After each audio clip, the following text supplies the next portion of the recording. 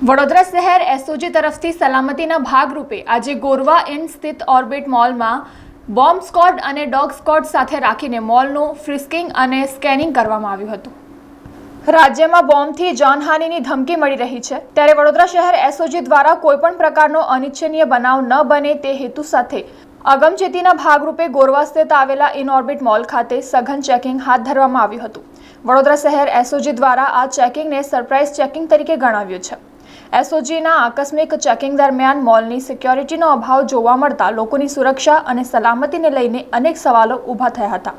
જો કે આ ચેકિંગ દરમિયાન કોઈ પણ શંકાસ્પદ વસ્તુ કે શંકાસ્પદ ગતિવિધિ જોવા મળી ન હતી।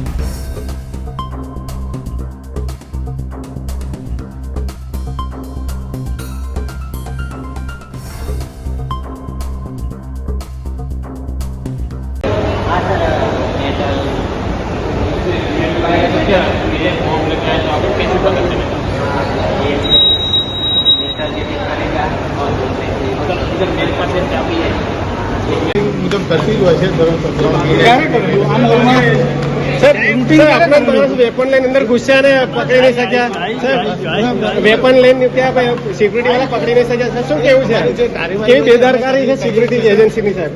चेकिंग रहता है, रूटीन सरप्राइज चेकिंग रहता है, रूटीन सरप्राइज चेकिंग रहता है, वो हमेशा करते रहते हैं।